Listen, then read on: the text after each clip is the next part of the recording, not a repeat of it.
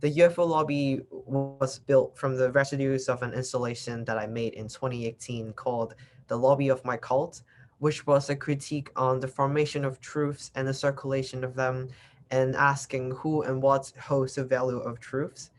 Then life goes on. I realize I really care about archives and the effects of archives, and asking what exactly is a UFO archive, if there's one, and how do we manage to build the UFO archive, and how we accessing and using it. I don't believe that the UFO phenomena is a subculture. I'm proposing that it is disguised as one, because we're all currently living in the aftermath of an invisible alien invasion. Alien as in like not ETs, but something with no idea how to process it. So anyway, the UFO archive is something I've been working on, and I wanted to approach it with artists and researchers because that there is where my people are.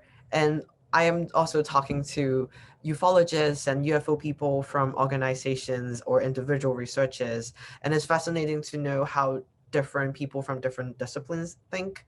But most importantly, for me, I want to collectively examine ufology and not just examine UFOs.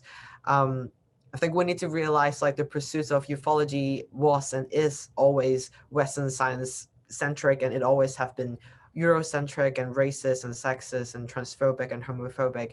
And these are all disguised as a pursuit of the forbidden knowledge or like forbidden truth. I want to take a speculative approach to ufology and to build a more inclusive environment for the UFO community, and to imagine instead of looking at UFOs, we read UFOs, and instead of talking about UFOs, we can talk around UFOs. And I think it's important to remember there's no prerequisite in talking about ufology if we're not trying to be scientific. We all sort of know something about it. And in my own practice, it's fun to make and write about UFO through a speculative lens, but I also want to be able to embody the speculative. So hence this project that I'm trying out. Um, and to have these talks, I want to be at the lobby to have like conversations and to pry into other people's conversations that we don't like exactly need conclusions. We just need to like allow our brain to have something to cling into our silly little minds and to think about them when we like walk to our next destination from the lobby. And when we're walking home, perhaps we can ask ourselves, what are we exactly supposed to do with UFOs? Um, Also, I would like to add that I'm completely aware this is by no means groundbreaking work or that I'm trying to do groundbreaking work. There are a lot of cultural theorists who have taken anthropological approaches to this discipline, but most of the time they side with scientists or like debunkers. So they, i.e., like they declare UFOs aren't real. But I'm laying emphasis on the archive and the fact that UFOs are real. They're just literally unidentified. And the effects on them and on society are way too real. Um, and one more also, I'm really awkward talking to people and carrying conversations, so please forgive me in advance. So now let's have our panelists talk about the practice for a little bit. Um, Laila, you want to start? Yeah, sure. Hi, I am Laila Fatimi. I am a Moroccan American from New England, born and raised, and I still live up here. I am an artist and a researcher and a synesthete. So I kind of want to go a little bit into synesthesia a little bit so you know what it is throughout the panel when I'm talking about it. So basically, what it is it's a neurological phenomenon that some people, about 4% of the population, have, and it's where your senses blend. So, for example, some people can't just, or they see the color red, but they can also smell the color red, and it has a specific smell, and it is consistent throughout time. And usually it's genetic. So when you're born, it starts from when you're born. So you have this your whole life. It's consistent throughout your whole life. Some people gain this ability later on through like brain trauma. or something along those lines. But yeah, so I have synesthesia myself. The four main forms that I have is mirror touch synesthesia, which is where you can feel other people's feelings. So this is a very I think so. So I think so. One example of that would be a very like extreme example would be if someone touched their face, I would also be able to feel that on my face in the same spot. I'm not that like intensive mirror touch synesthete, but that's an example. And then I also have grapheme color synesthesia, which is where you associate numbers and letters with specific colors. I also have ordinal linguistic personification synesthesia, which is where you personify numbers and letters. So for example, like G for me is a grumpy old man. Um, and then the last form that is most important to me is time-space synesthesia. So that is where people who have this form can literally see time. So this is really important to me. I have done a lot of deep diving into this subject because it makes me think a lot about how time is viewed as an object for these people. So I've done a lot of investigating on what else, like what other concepts are objects and like how we talk about them as metaphors in our daily life. So yeah, that's basically it. I also run an Instagram on synesthesia. Um, and yeah, we just do like a deep dive into that whole world and just build a community together. And yeah, I'm very excited to talk about it in company of ufology because I think there are a lot of similarities between the two communities. So yeah, I'm really excited to talk about it.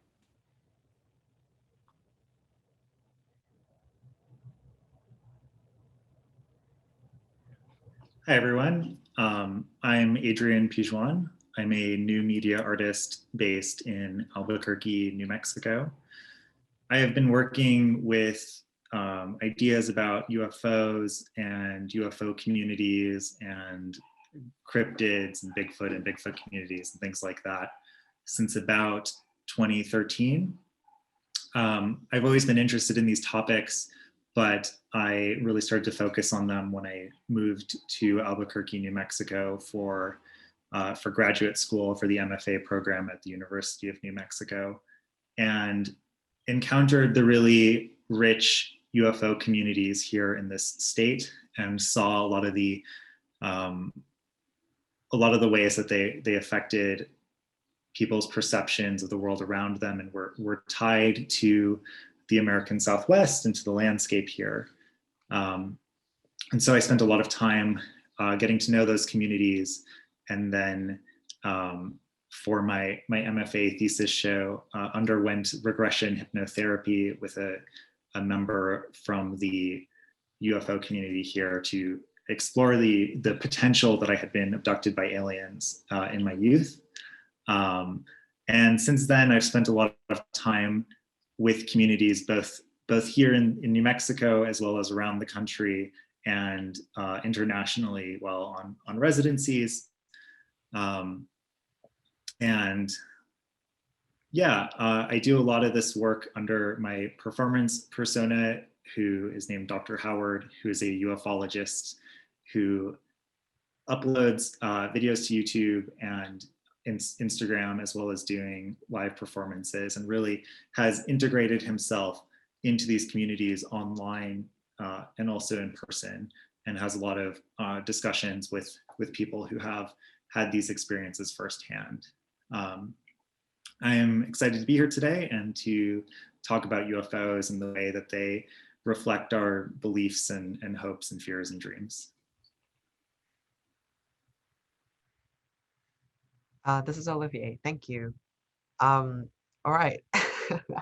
uh, I want to start off with a question of about the role of participation, like standing with and within the people, the community. Since generally speaking, a lot of people who engage in this field, contactees, which means they have encounterings with alien beings or have paranormal related experiences that they cannot explain. And a lot of people have reported like seeing something weird in the sky, basically like UFOs being unidentified. And I'm especially interested in the conversation of our bodies as evidence and the formation and usage of them and the conversation of ufology. And I think like both of you are people who collect data and evidence in your own really unique way through YouTube or Instagram. And Layla, you also use TikTok, which I've never used before. So I feel like this is like a good place to start. Do you want to like explain a little bit more how interaction with your kind of people or your community meant for you and your practice?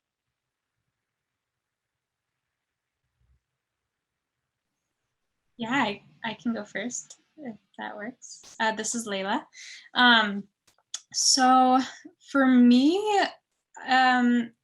it's interesting. So I feel like the synesthetic community is a little disjointed at the moment.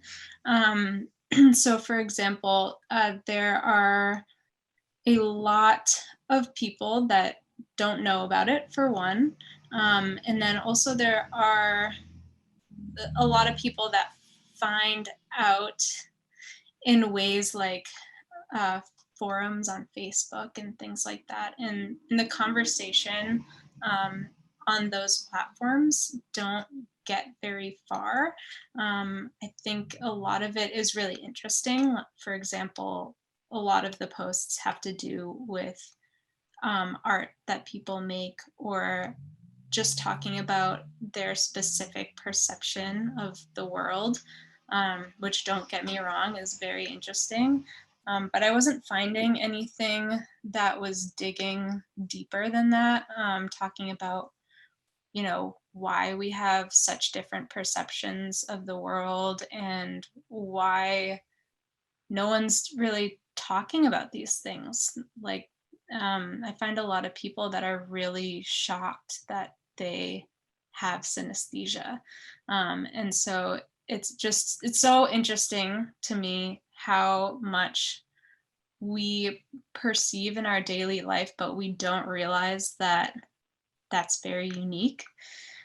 So yeah, I think the community that I've been building has been really exciting because we've been exploring those topics together. And I just get so many cool messages talking, like asking me, you know, if this is something that other people experience, and then we like have a conversation about it, or do like an Instagram poll or something along those lines. So yeah, does that answer your question?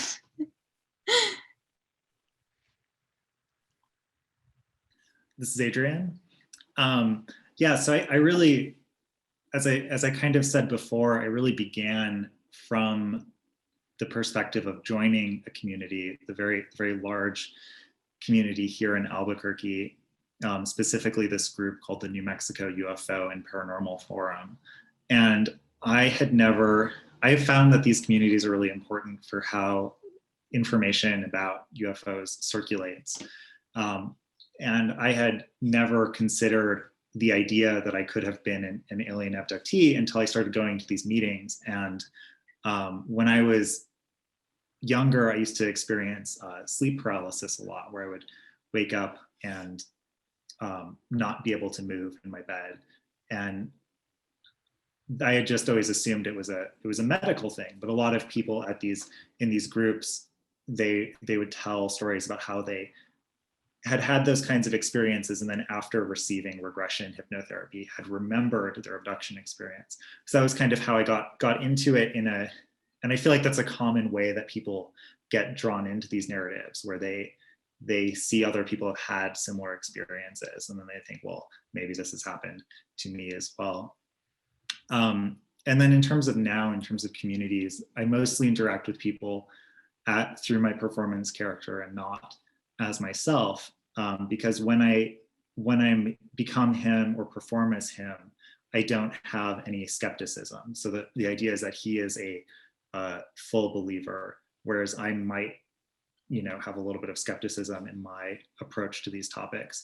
But he allows me to interact with people in a very genuine way. And so when they will frequently, when you express interest in these topics, people will frequently open up to you very quickly about their own experiences. And so one of my big goals with Howard, with my performance character, is to always be very positive and try to have conversations with people and always keep their stories confidential. Even if I allow these narratives to influence the work that I make, I don't ever directly take someone's narrative or their likeness or anything and expose them to the world, because I care a lot about these communities and I wouldn't want to put anybody into a situation where they might be compromised. So yeah, he's been able to build this community of people who are excited about sharing their experiences with him, and I think in general that we've been able to have very positive conversations, because he has a lot of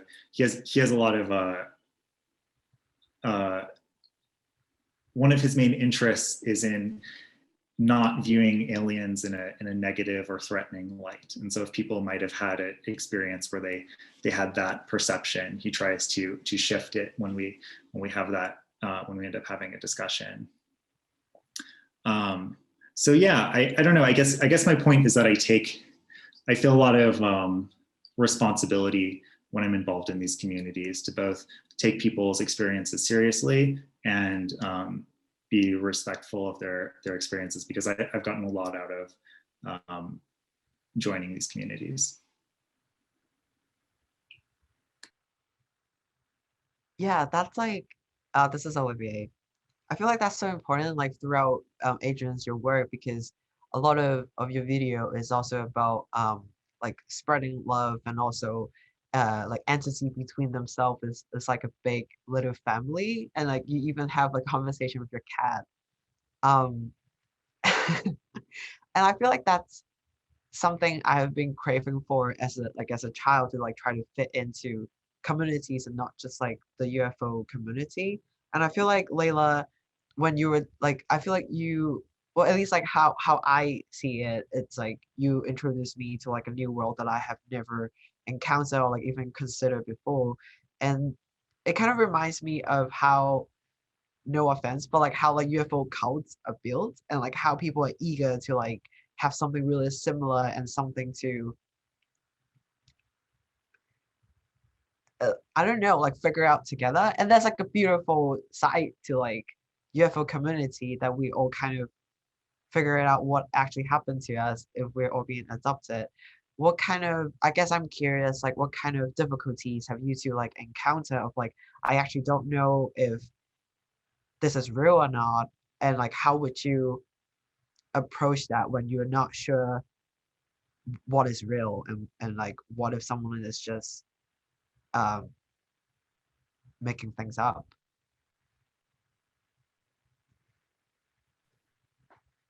Yeah, well, my approach is I always believe people. I never want to discount what other people are perceiving. But yeah, sorry, what was the other part of your question? I don't know. I don't remember things. Well, yeah, so I guess I just I don't know, I think it's really interesting to hear what other people have to say, and as long as you're open to hearing it, I think there's a lot that you and the community can gain from that information too. Oh, I think the other part that your question sparked was, I do think there's some kind of um, discrepancy is not the right word, but it's close. So between like science and synesthetes, like there's a lot of great research that scientists have done on synesthesia, but I think it also can like hold back a lot of things right now. I think it could move faster if academia in general was more open in some ways. I understand why it cannot be right now, but I have noticed that there's definitely, I think synesthetes might not feel super validated all the time by science, just because there isn't that much research and there's so much we don't understand about the brain in general. And so I think that's something that, you know, science I think is working towards. But yeah, I do think that's a part that people want to know more about, but we can't really know yet.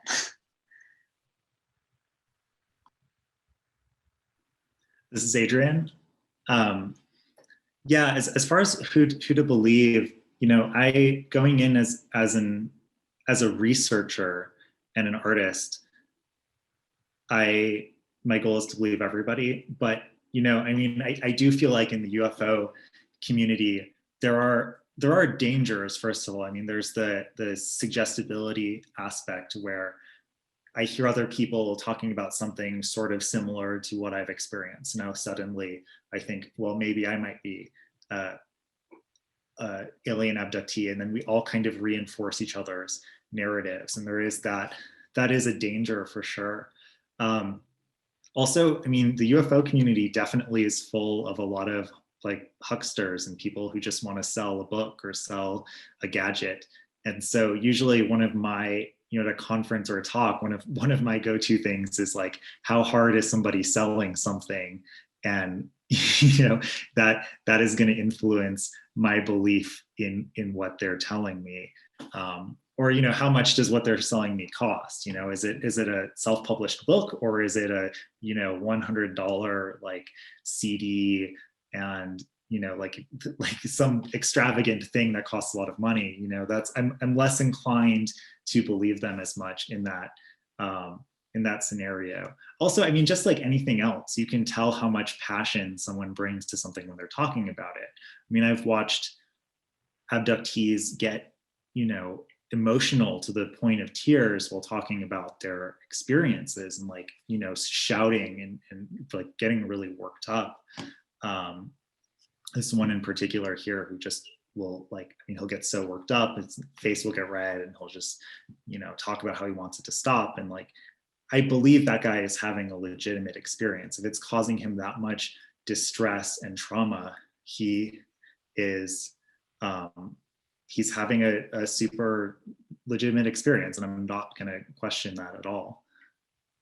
So yeah, I mean, I think just using the same judgment that I use in any other realm of my life when coming to believing people. Hi, this is Olivier. I was just like looking at the chat. I was wondering, well, I guess I can ask this like right now, then like saving it for later. Ned and Jenna asked like if Adrian, you participate in communities as yourself or as Dr. Howard. In person, I participate as myself. I've given lectures in public spaces as Dr. Howard, mostly in art spaces, though I've advertised them as UFO events. When I do interact with people, though, I am clear about who I am. I always tell them that I'm an artist and I'm working with these topics. But I think because I'm not like a dispassionate observer, like this is something that that I care about and feel involved in, they do, like, there, you know, I mean, there's always, I do receive a certain amount of suspicion just when I appear in these groups. I'm not generally the demographic that's there. It's usually people who are older, and like I'm usually this sounds kind of mean, but I'm usually like more fashionably dressed, maybe. Like I look like I might be a tourist that's there to, you know, be an outside observer or make fun or whatever. So people do have a little bit of suspicion towards me. So I do try to be very honest with them and really, like, you know, become a part of the communities when I'm there, because I do care about this stuff, and I'm not dispassionate or disinterested or there to make fun of them. But yeah, I have thought about going in as Dr. Howard. To me, that feels less genuine, because then I'm coming in as a character into these spaces. And I feel like that, to me, kind of, that runs into a danger zone, perhaps, where I'm deceiving them to start with, and then expecting them to open up to me. So I do feel like when I go, I have to be myself, be honest about who I am, be honest about what my interests are. Yeah, this is Olivier. Talking about like being honest and being yourself.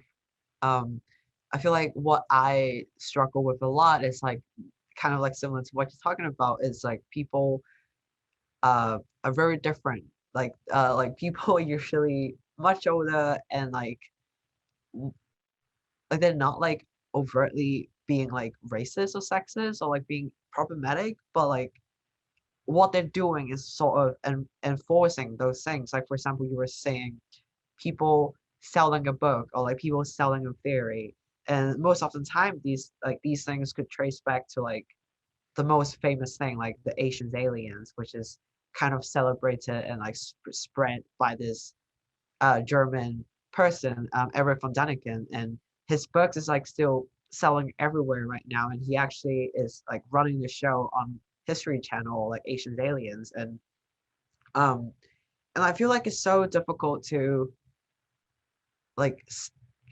join a community or even to like celebrate their research work when a lot of theories and like enforcing what Erich von Däniken was talking about, which he was racist towards like a lot of indigenous people, and like I think it just is hard, like being myself or like being a younger person identifies as trans and queer and apparently a person of color.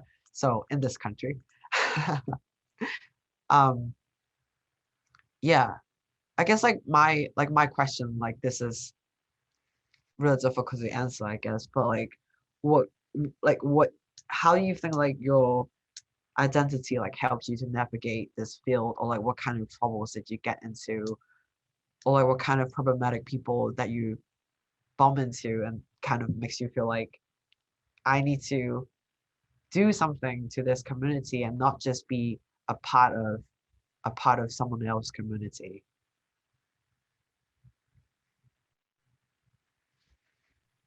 Yeah, I can go first. This is Laila. That's a loaded question. I have a lot of answers to that. But so I can start with, I grew up with an immigrant father and an American mother. So I've always kind of seen like the middle of a situation and like where that discrepancy is. And I feel like that's helped me see those discrepancies in the synesthetic world, especially between synesthetes and like academia. But where was I going with that?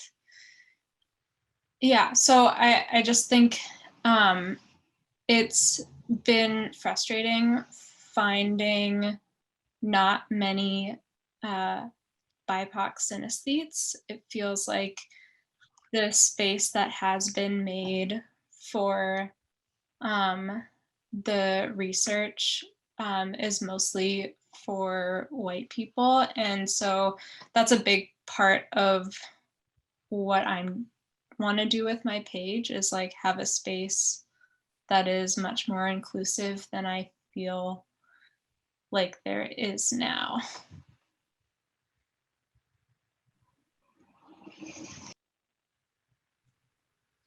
This is Adrian. So I'm actually also a similar situation, the son of an immigrant father and American mother. My father is from Mexico. I am also white, though. I'm a white Mexican American.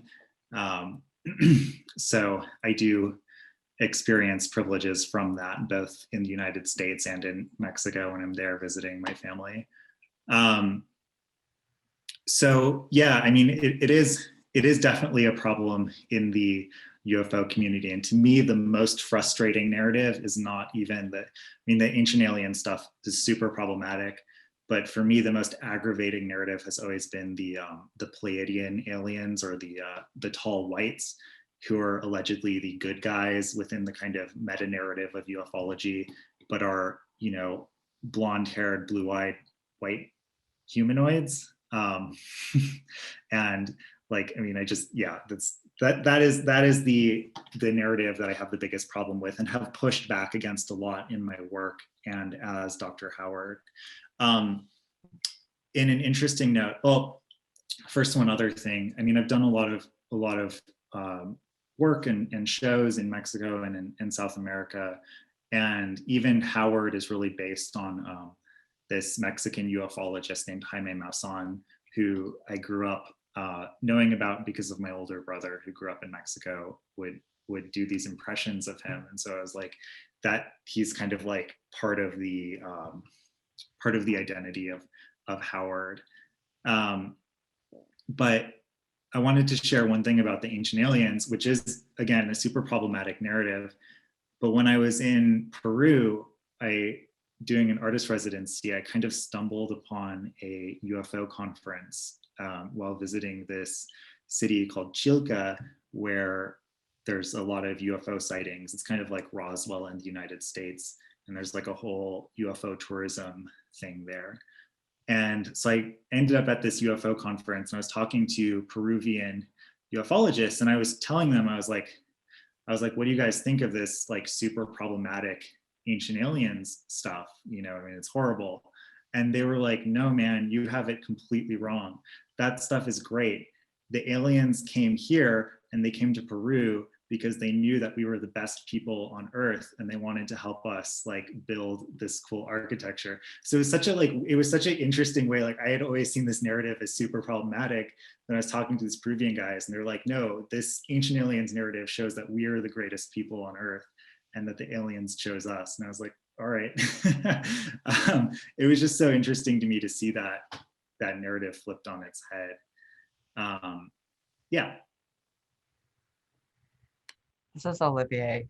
It reminds me of like when I was growing up, like reading Ancient Aliens, like they didn't really focus on like Asia, where like I grew up in Hong Kong, so I do share like Chinese history that I know of, but I'm not Chinese. But that was like this like narration of like the first Chinese emperor was an alien, and like he came to China and kind of teaches all the Chinese with all these like incredible inventions.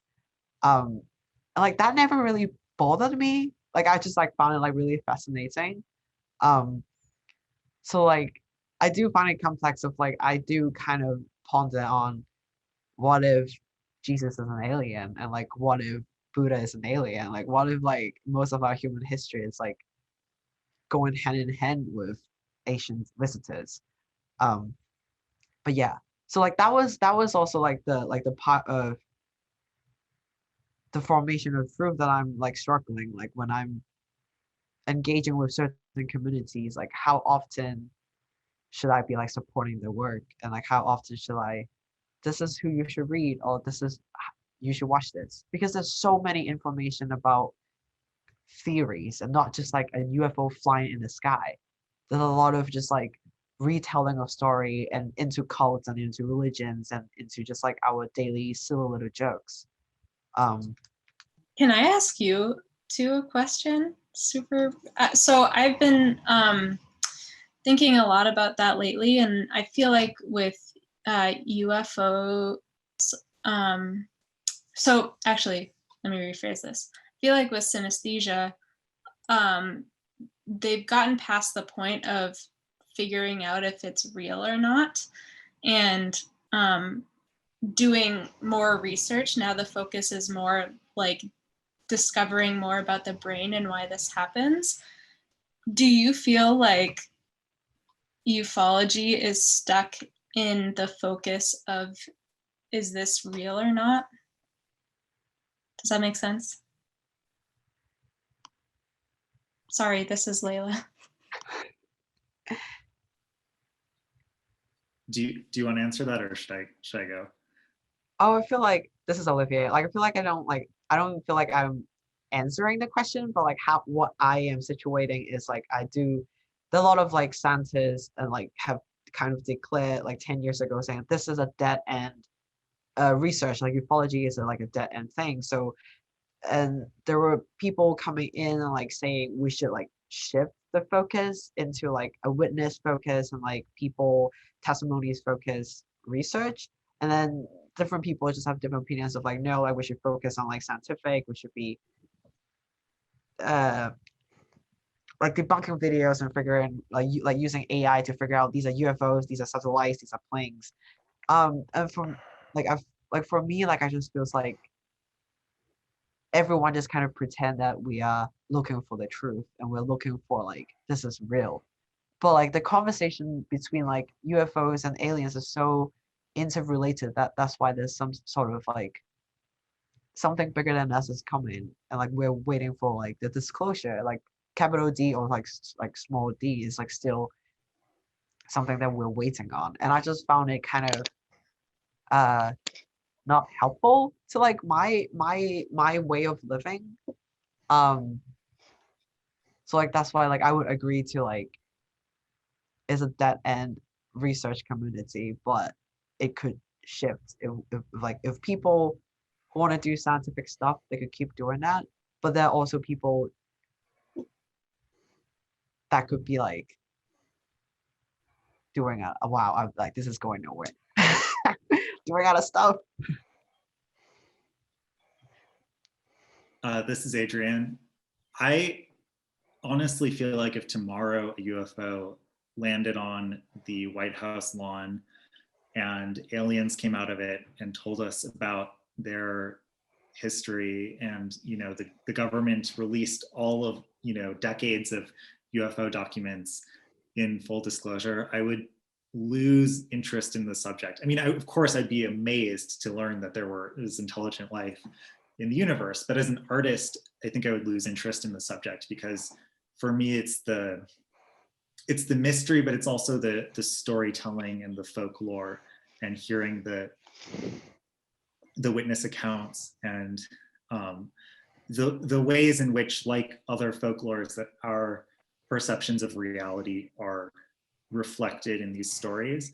For me, it's very much about the humans involved in it more than it is about the truth or non-truth of the events that they're describing. So it's like that's not even an issue that I'm interested in, and I actually get less excited about people who try to turn it into a scientific inquiry. Or I think about it the same thing with Bigfoot too. Olivier, I know you love Bigfoot. I do too. But there's this split in the Bigfoot community between people who believe that Bigfoot is essentially another great ape, and people who believe that Bigfoot is some kind of interdimensional creature with supernatural powers and perhaps related to other high strangeness events like UFOs or energy vortexes or portals into other dimensions. I am way more interested in the sort of interdimensional Sasquatch side of things than in the sort of anthropological side of it. Though there are interesting physical anthropologists like Jeff Meldrum who do classical anthropological work with Bigfoot evidence. But I'm more excited about the sort of the magical idea of Bigfoot.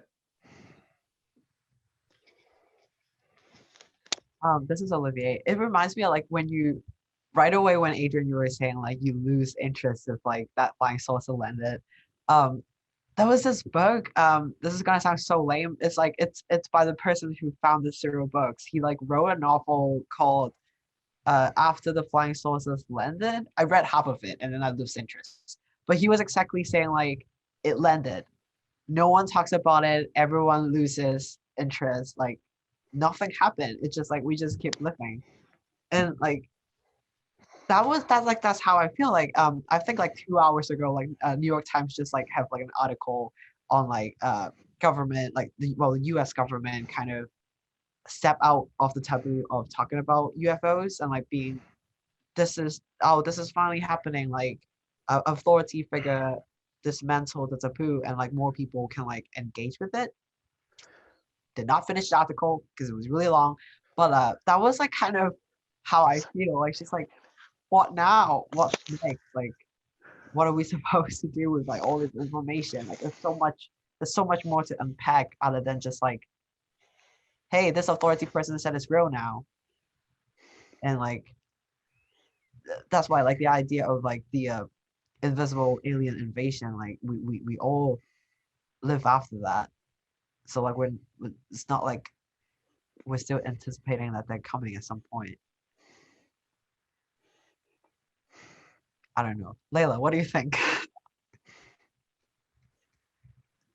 I, I don't know. I have so many thoughts. I mean, the first thing that just comes to my mind is I'm kind of shocked that I've never thought before about like what our life would look like if aliens did land here, you know, like how would that change? So I think that totally relates back to what you were saying, Adrian, about how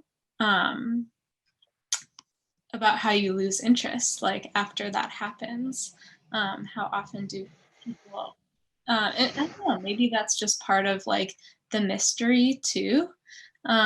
We don't know what the future holds, and that's like a huge thing that society talks about, but has not really, I don't know, discussed in a serious way.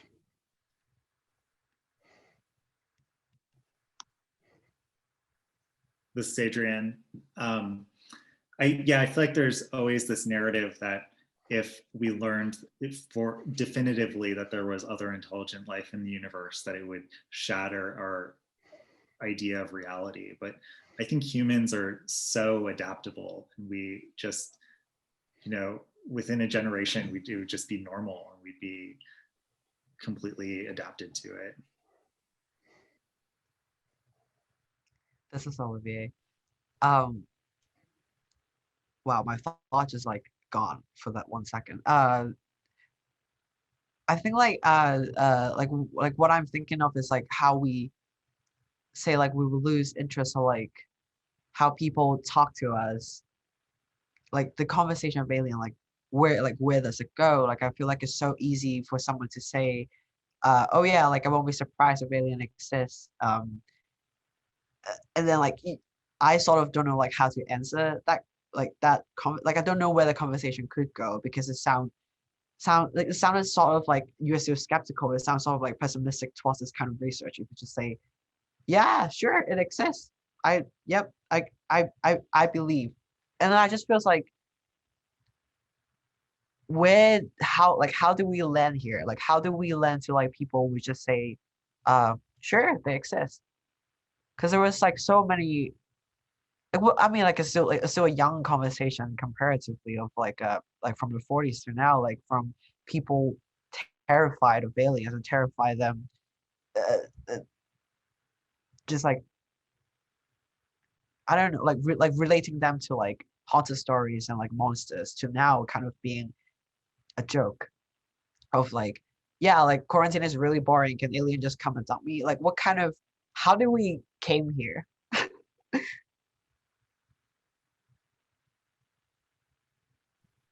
This is Laila. I wonder if it, I mean, I don't know, but I'll just preface by saying that. But I wonder if it started, I feel like this kind of relates back to how like new technologies, and like when new technology comes out, people freak out and they're like, this is not, I don't want this, like, you know. And so I wonder if it's similar with, you know, when aliens started like becoming more of like a pop culture kind of thing, and um uh people were like freaking out about it, like you said, Oliver. And then so I won, like that was a little while ago, and now we're used to it, like we're having those conversations more now, so it's like more ingrained in our culture.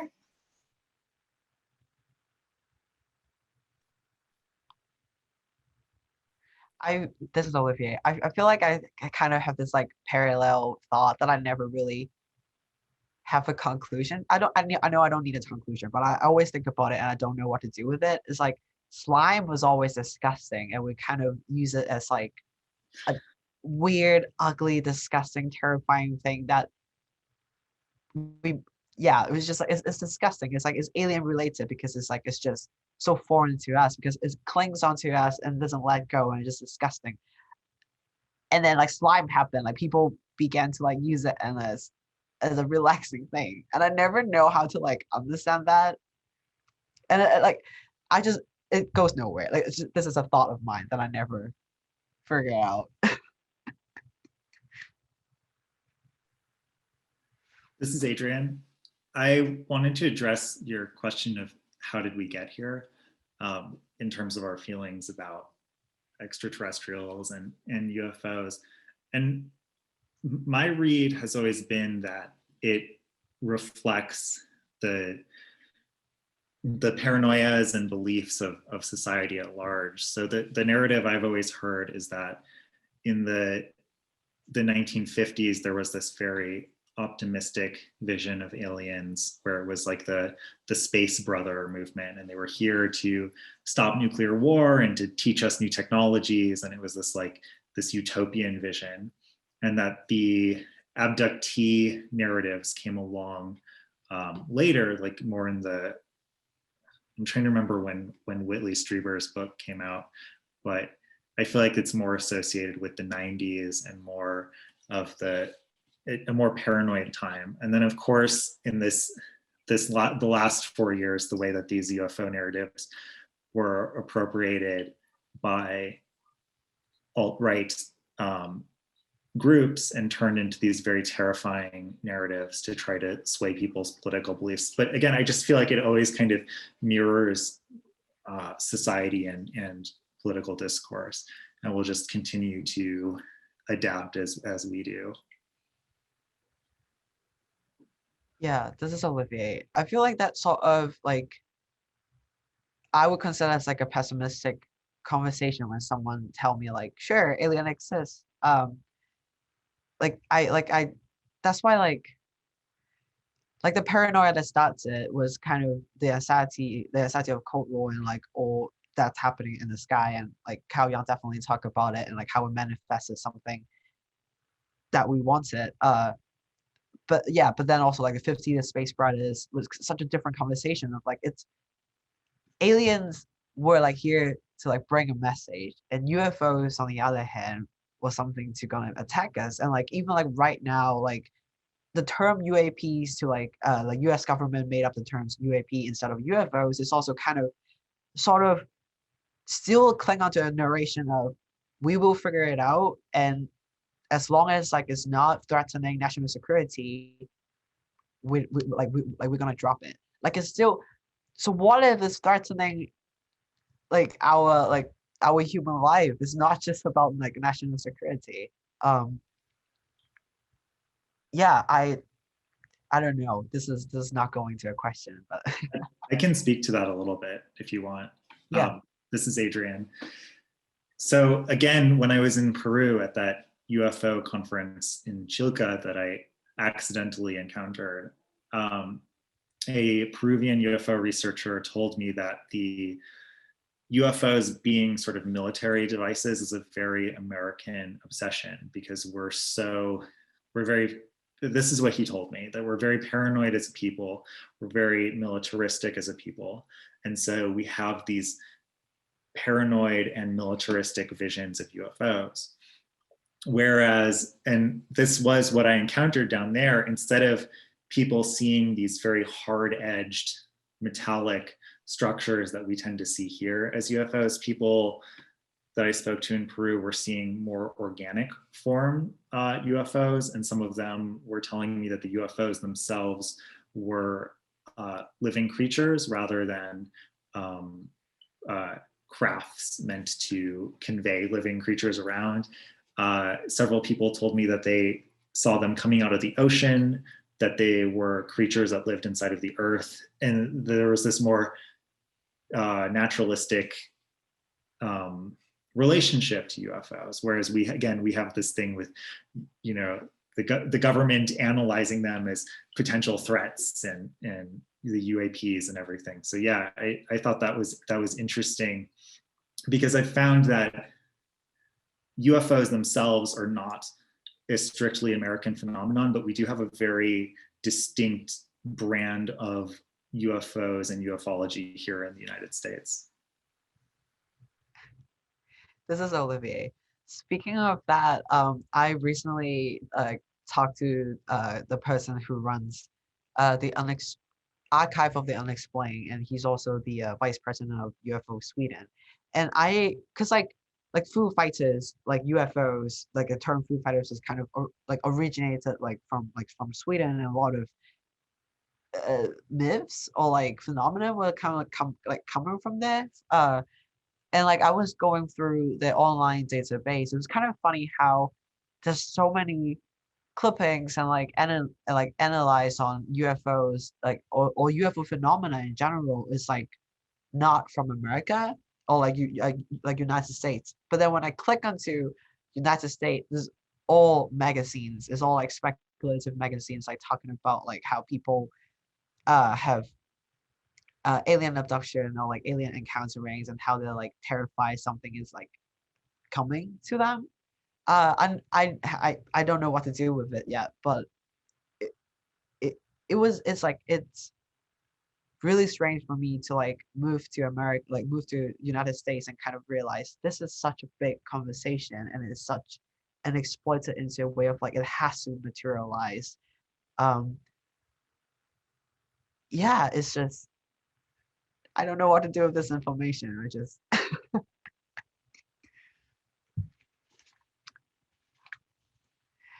I feel like both of you have talked about like the importance of believing someone, like and like the narration of uh the research, like how people like talk about their experience and like how you reacted to them. And I feel like it's really easy to still kind of idolize someone in a community, or like idolize some sort of that's what usually people face, or like that what usually people uh like an archetype. Like we'll build like a certain archetype like after a bunch of like narrations, and then we kind of cling on to that sort of thing. Like do you think like what do you think about that? Or like have you encountered that?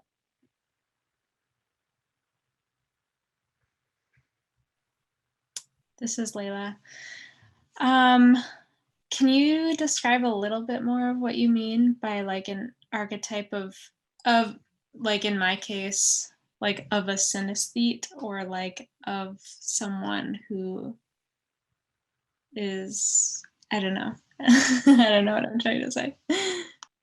Yeah, I feel like the first time like when this is Olivier, when like you told me like people see 5 in the color, or like a certain word with a certain smell. My immediate thought was like, I have always been thinking like that. I just didn't know it's a thing. And then I read about how you talk a bit more, and the more that I feel like, oh my God, I'm completely doing this. But then I'm terrified that like I'm just like projecting it onto myself. So what about like my own kind of, because I've I have ADHD, like reading is really difficult for me. So like, and then I can read in other languages, but that is not alphabets. So color or like certain feelings doesn't like assign into the words. It's like a different kind of feeling for me. So like how do I, it's like that would be like something that I'm trying to figure out, like, so where does my narration comes in, and like how do, like, who do I look at, or like what should I do with this piece of information that goes nowhere? And like for ufology, like I would feel like one of like the best story that I love is like the Vatican has like a time machine, and a time machine is not a physical time machine, but like the ability, a certain priest that he could just sit there and he could like time travel back to when Jesus was nailed. And the only thing, like, he can't talk to Jesus, he can't do anything, but he could like take like a mental photograph. And like that for me was like, that twisted everything that I knew about time machine or time traveling. Not that I have ever seen one before, but it's just kind of, when do we talk about narrations that doesn't fit into an archetype, and how often do these like narrations build into an archetype, and how do we use them, or like how do we talk about it? Yeah, this is Laila.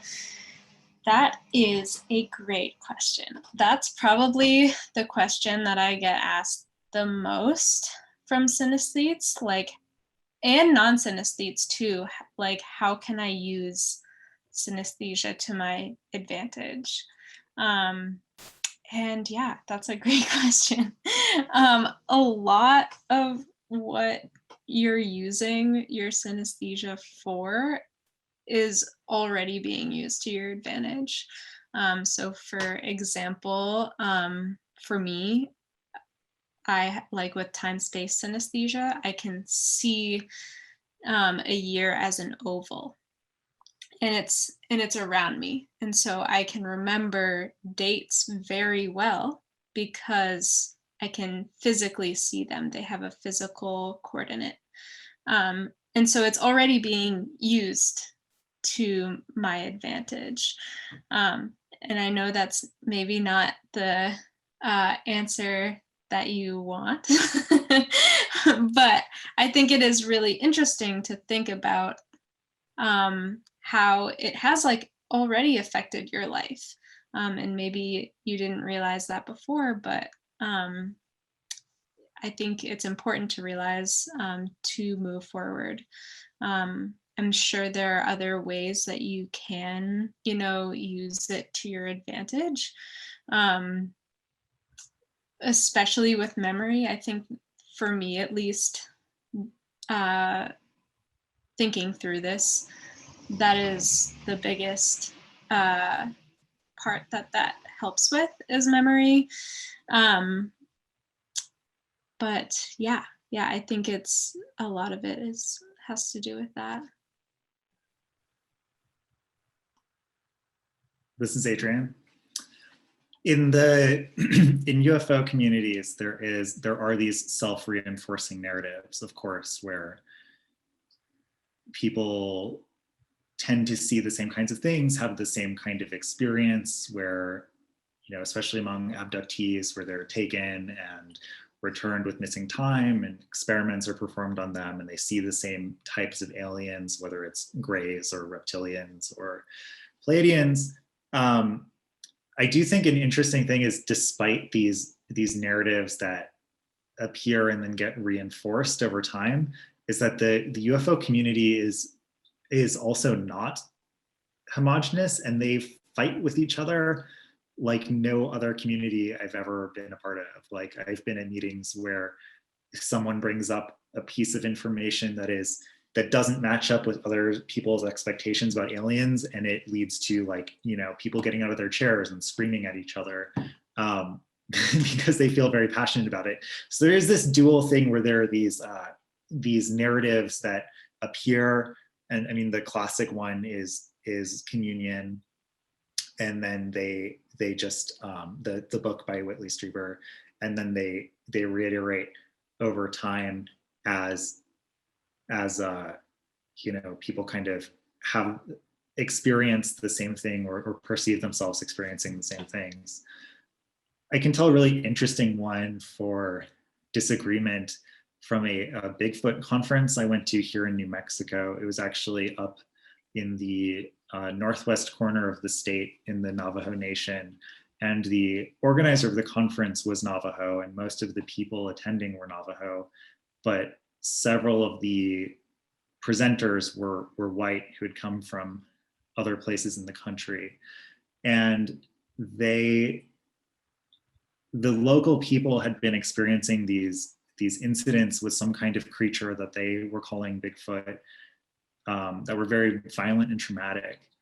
But the white researchers had this perception of Bigfoot as a peaceful creature, and it led to this big argument at the conference where the white Bigfoot researchers got really angry and were like, you can't possibly be describing Bigfoot because he would never come in here and murder your cattle or, you know, peer in your window at night or do these other sort of violent things that the local people were describing. So I just bring that up because to point out that it is within those communities, there is a mix of these self-reinforcing narratives and these like big schisms and arguments and disagreements. I'm sorry, it's someone messaged a question. I guess like we can move on to like a Q&A section since like we're trying to end at 7. Let me. Could I add one other thing? Yeah. Hi, this is Laila. Adrian's comment made me think about another part of that question too that you asked, Oliver. So in synesthesia, there are very like straightforward,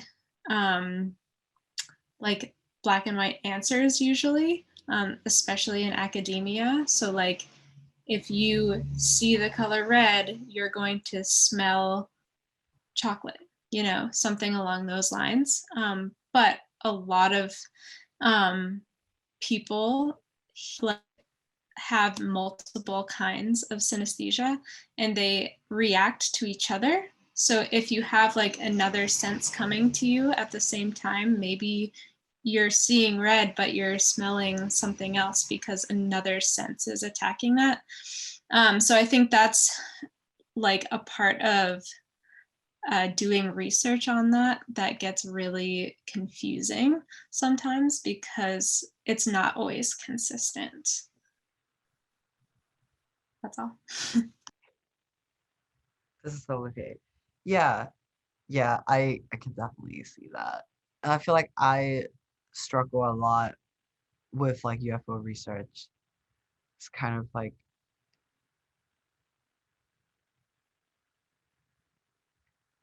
because there's like no absolute truth, but then there's also the people who have the biggest voice who would say like this is it, this is wrong, we're gonna use a lie detector.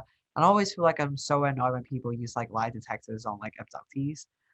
They already traumatized. Like why are you like trying to say they're like lying?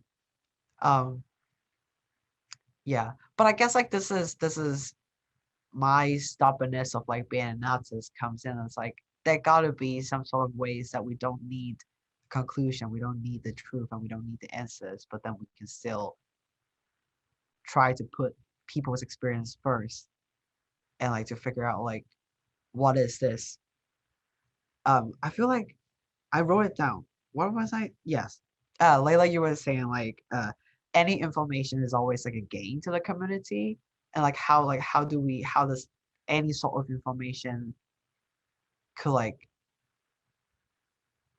build or like shift conversations inside the discipline, I guess. Um anyway, okay. People can like if you have questions, you can like drop it into the chat. So well there's like one question right now by GY. If GY you wanna like unmute yourself and like ask your question. Sure. Yeah. My question, as I mentioned, is that what are your approaches, if any, to have a more equitable conversation when it comes to, let's say, UFOs or synesthesia? Like, how do you approach people who are not English speakers or who are coming from different cultural backgrounds and have different views on these subjects? Yes. Thank you.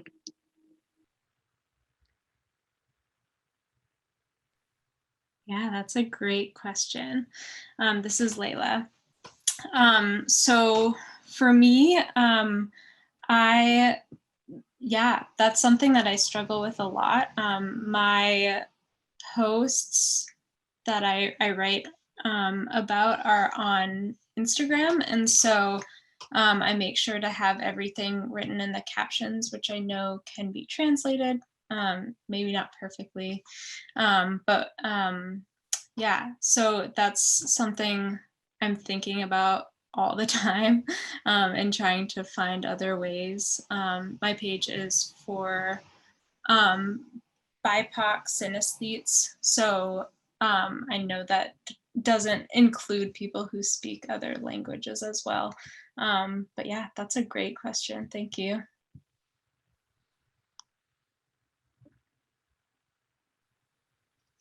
This is Adrian.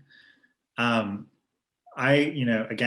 I've been lucky enough to come from two cultural backgrounds and to have opportunities to work mostly with UFO researchers in Mexico and Latin America. So that's the non-English speaking world that I've interacted with. The community here in Albuquerque is also pretty diverse and pretty representative of the state of New Mexico. But yeah, I mean, it is something that we all need to work on. Howard in his videos is pretty clear about his political beliefs and tries to be inclusive and to, and his political beliefs match mine, very leftist and open. And so, I mean, I think just creating spaces where it's something that it's, you have to intentionally declare that that's the intent. Like you can't just be like, oh, we're open. Like you have to declare what you're open to and what you're not open to in terms of like, discrimination. So yeah, I mean, I think of all of us, Olivier is doing the most work with this right now. I know they started their anti-racist UFO resources and are organizing things like this, obviously, but it's something that those of us, that I'm excited for us to be working on.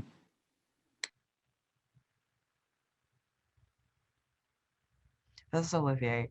Yeah, that's a really great question that I feel like we have to keep asking ourselves. And I feel like me being not from this country, like I kept kind of thinking like what sort of knowledge or like information like I could like bring to Hong Kong or like from Hong Kong to here. But it's so slow in like translation work from like German to English and English to like Chinese or Cantonese. And when I read in Cantonese, like all those information are like reinforcing the good old German Everything's and racist theories and like how it applies to like Hong Kong's people's narration, which becomes like really white centric too. And don't know what to do with it.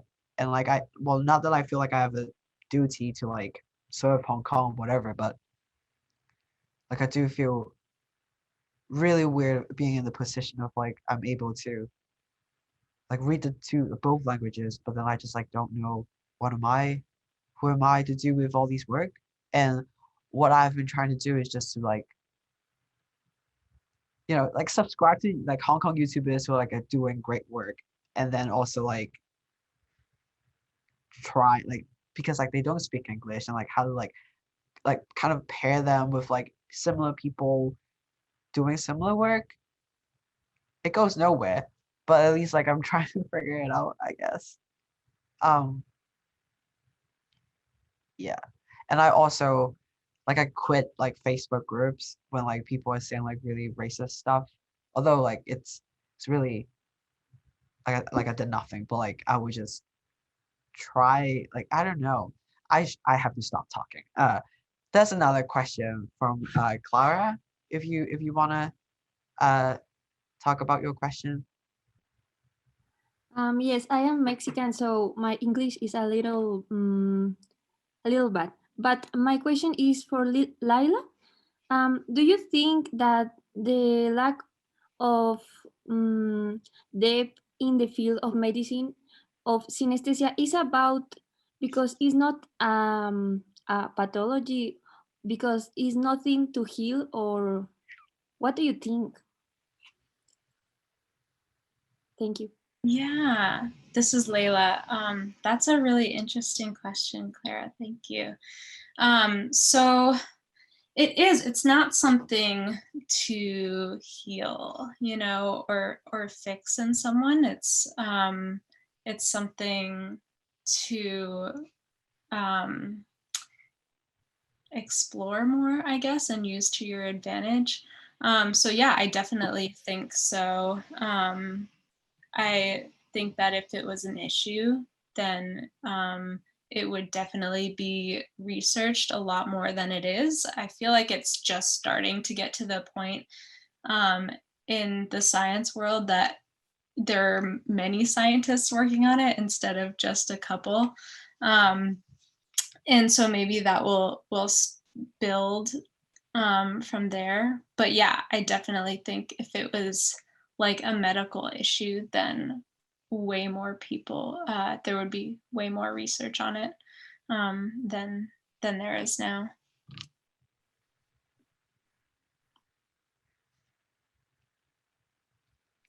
Thank you.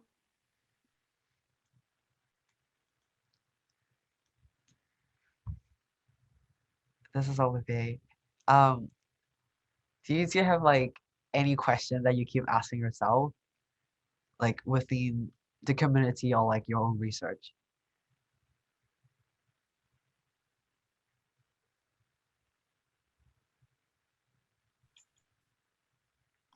Go for it. Yeah, I mean, to be totally frank, and you and I have talked about this privately too. Sometimes it's like, why am I still researching this? Because sometimes it makes, you know, applying to stuff or it's applying for grants hard because people will see the word UFO and throw it out. But I keep coming back to it because it's just so it's so there's so much to it and so reflective of culture in general and again people's beliefs and fears and traumas and hopes and wishes. It's such a deep subject that you know I go through this where I'm like, I'm done with UFOs. I'm never making work about UFOs again. And then I find some new facet to it and it's like, this is fascinating. I have to keep going. So I guess that's the question I ask myself sometimes is why, but so far I've been able to answer it. Yeah, this is Laila.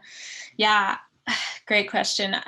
Literally same thing. It's just such a deep subject and has so many things that have not been discovered yet. But specifically, I think I touched on this in the beginning too. I just find it really fascinating how things that like people are seeing, synesthetes are seeing in their mind's eye and in their physical space are like very metaphorical. The way that we talk and the way that we make art is very synesthetic. So I think it's so interesting that it's like a piece of the puzzle almost to the bigger picture. So yeah, that's a lot of what I want to keep researching. This is Olivier. Thank you. Teresa also have a question. If Teresa, you want to vocalize your question. Yeah, thank you. Oh, this is so wonderful. But I was curious when you were speaking a little bit about like the idea of discovering something that you didn't quite know what it was until you read someone else's encounter of it, or like just the idea of like a community kind of cohering around these things that are hard to name or really undefined. So I'm wondering what you see as like the value in anything of like naming these things and trying to like pin down meaning in a way that like is articulable and Googleable and like locatable in a digital space. Yeah, thank you for that question. This is Laila. I think the biggest thing with that, I struggle with that too sometimes, definitely, because there are so many different words for the same thing a lot of the time. But I do think it's really interesting or important to name things to a point, just because if we didn't, then there wouldn't be a name for it and it wouldn't be as easy to come by. And I think right now it's really hard to come by. Like you were saying, it's hard to, you were saying, Oliver, about how you didn't know that you had synesthesia until somebody talked about their own experience. So I think defining that experience will open that up for other people.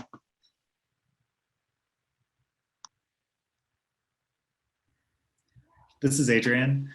I'm mixed on this because I think people see what they expect to see, and so once we think of aliens as little gray humanoids with, giant black eyes, that becomes what people see when they're having these experiences, and it creates these reinforcing, self-reinforcing narratives that I was talking about before.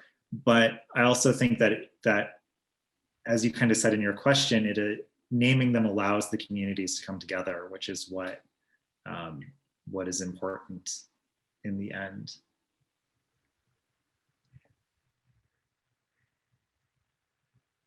This is Olivier. That is like such a wonderful question that's like a lot of my practices, I guess. Anyway, this is coming to an end. I hate that we have to stop talking about UFOs or around UFOs. That's all my life that I wanted to be. So anyway, thank you for everyone coming to the lobby. It's time for the lobby to close, so we can all move on to our next destination.